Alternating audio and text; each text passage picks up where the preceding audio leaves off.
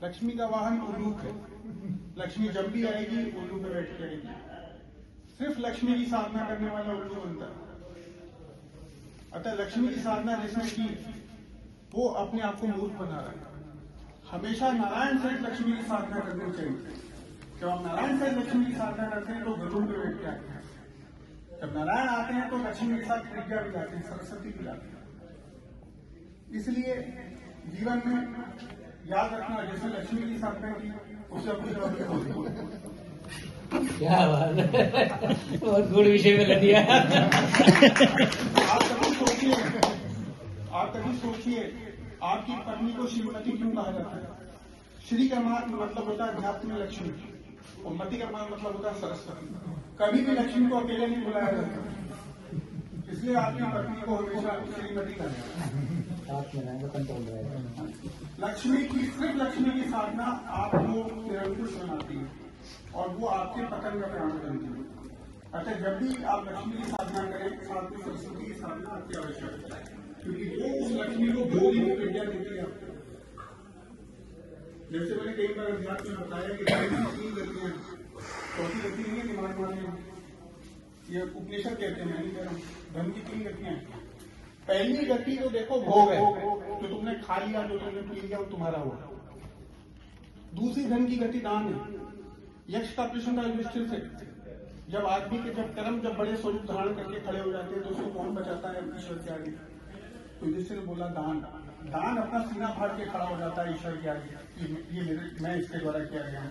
तो दो गतियां मैंने बता दी, पहली भोग, दूसरी दान, और तीसरी नाश है, चौथी गति नहीं है। अगर तुम सिर्फ धन का संग्रह कर रहे हो, भोग नहीं रहे हो और दान नहीं कर रहे हो, तो सिर्फ नाश है। क्योंकि पूत कपूत तो का धन संचय, पूत सपूत तो का धन संचय। पूत अगर तुम्हारा कपूत है तो रजवाड़ा भी उड़ा देगा, तुम कुछ भी कर लो। पूत अगर सपूत है उसको तेरे पैसे की आवश्यकता नहीं। क्या बात है। एक छोटा सा दीप अध्यात्म का भी मेरा कल का सत्संग था, जो मैं आपको बताता हूँ। छोटा सा है, थोड़ा सा विचार करना। याद रखना, अध्यात्म में भाग्य किसको कहते हैं? अध्यात्म में हम लोग बोलते हैं ना, किसी को पद मिल जाए, किसी को थोड़ा सा पैसा मिल जाए, हम सोचते हैं कृपा मिल गई। अध्यात्म में तो कृपा नहीं कहते, क्योंकि ईश्वर को कहते हैं अच्युत। ईश्वर जो आपको देता है वो ऐसी चीज देगा जो च्युत ना हो, वो कृपा नहीं होती। धन तो आज मिला कल चला गया, तो ईश्वर की कृपा कैसे हुई? पद आज मिला कल चला गया, वो ईश्वर की कृपा कैसे हुई? ईश्वर की कृपा क्या है, इस पर ध्यान देना।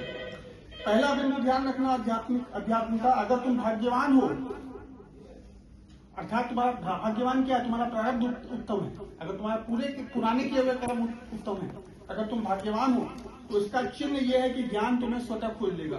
तुम्हें विशुद्ध ज्ञान के लिए मारामारी नहीं करनी पड़ेगी, पहला निशान। और अगर तुम्हारा वर्तमान भी उत्तम है, आज भी तुम्हारे कर्म अच्छे हैं, तुम्हारी चॉइसेस अच्छी हैं, तुम अच्छा करते हो, तो तुम उस ज्ञान को सहर्ष अमूल्य मानकर कृतज्ञ होकर स्वीकार कर लोगे। ये तुम्हारे वर्तमान को भी अच्छा बना देगा और यही तुम्हारे भविष्य के लिए मार्ग निर्देश करेगा। तीसरा बिंदु, अगर तुम्हारा अतीत अच्छा था, प्रारब्ध अच्छा था, पर वर्तमान उत्तम नहीं है, तो तुम स्वतः आए हुए ज्ञान का निरादर करोगे और इससे तुम अपने दुर्भाग्य का निर्माण करोगे। चौथा बिंदु, यदि अतीत भी उत्तम नहीं है और तुम्हें ज्ञान का स्वतः अवसर उससे न के बराबर मिलेगा, क्योंकि तुम्हारा अतीत उत्तम नहीं है। वर्तमान के शुभ कर्म तुम्हें उस दिशा में ले जा सकते हैं, पर अतीत के साथ अगर वर्तमान भी खराब है तो तुम्हें ज्ञान के अवसर उपलब्ध कतई नहीं होंगे और तुम ज्ञान के संग से स्वतः दूर भागोगे। एक प्रश्न ध्यान रखना, पशु और राक्षस में क्या फर्क है? बोलते तुम पशु योनि में आओगे, तुम भूत की योनि में आओगे, तुम प्रेत की योनि में आओगे, तुम राक्षस की योनि में आओगे। इसका मतलब क्या है? कभी इस चीज को सोचना। पशु जो है, कुत्ता है, बिल्ली है, गिलहरी है, इसको तुम खाना खिलाते हो ना, ये विश्वासघात नहीं करता। कुत्ता तुम्हारा गुलाम हो जाता है, और राक्षस विश्वासघात करता है। इसलिए भूत और पिशाच की योनि पशु की योनि से भी निकृष्ट कही गई है। अध्यात्म में जो भी कहा है ना, आपको पता नहीं, इसका मतलब ये नहीं उसके साइंटिफिक रीजन नहीं है, उसके पीछे गहन तत्व छुपे हुए हैं सबके पीछे। इसलिए भूत, प्रेत और राक्षस की योनि को निकृष्ट कहा गया।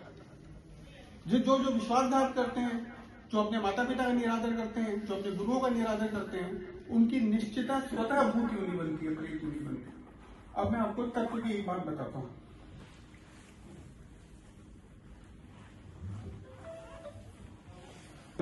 यह दुनिया तुम्हें कुछ भी दे सकती है, कुछ भी जो तुम सोचो, जो तुम सोच सकते हो, सिर्फ परमानेंसी नहीं दे सकती तुम कोई चीज को प्राप्त करो, सोचो, परमानेंट हो जाए, वो नहीं हो सकता। जिससे तुम बहुत प्यार कर सकते हो, वो सेहत में बहुत अच्छा हो सकता है, पर एक दिन वह तुम्हें छोड़ देगा या तुम उसे छोड़ दोगे, ये निश्चित बात है। इसलिए भागवत कहती है, शहर जंगल बन जाएंगे और जंगल शहर बन जाएंगे, पहाड़ हिल जाएंगे, नदियां सूख जाएंगी, या कुछ भी हमेशा रहने वाला नहीं है। ये दिल्ली भी तुम्हारी जो है सैकड़ों बार उजड़ी है। जिन लोगों पर तुम भरोसा करते हो, वो एक दिन तुम्हारे दुश्मन बनेंगे, ये निश्चित है। तुम आज बहुत खुश हो सकते हो, लेकिन ये हमेशा नहीं रहेगा। तुम बहुत दुखी हो सकते हो, लेकिन यह भी हमेशा नहीं रहेगा। जब कोई दुख या खुशी हमेशा रहने वाली नहीं है, जब सुख और दुख मौसम की तरह है, तो खुद को हमेशा याद दिलाते रहो, कुछ भी परमानेंट नहीं है।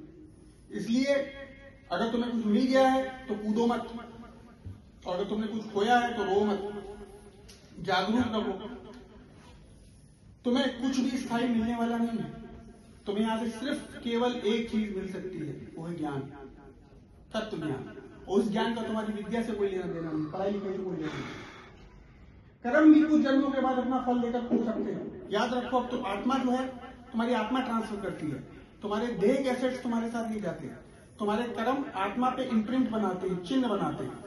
वो चिन्ह तुम लेके जाते हो, उसके अनुसार भोग प्राप्त करते हो, और आत्मा की आयु ज्ञान से बढ़ती है, वो भी तुम लेके जाते हो। सिर्फ दो साधन तुम लेके जाते हो, ज्ञान और कर्म।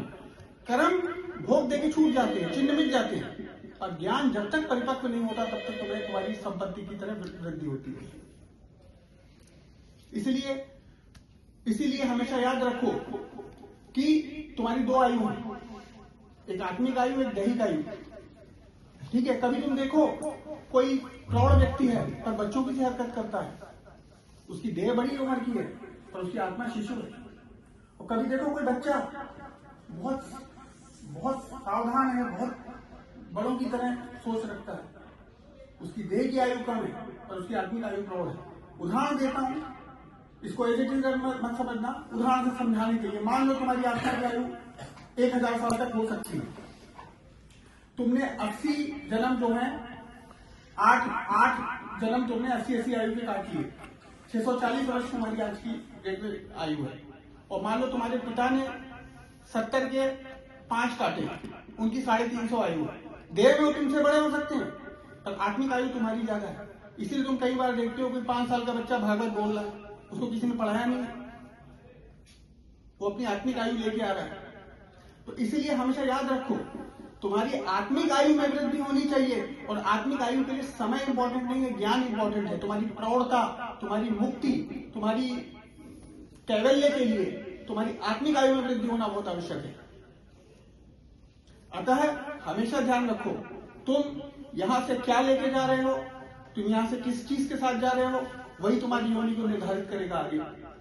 अतः अपने कर्मों में शुद्धि रखो, अपनी सोच में शुद्धि रखो, और ईश्वर में विशुद्ध आस्था रखो।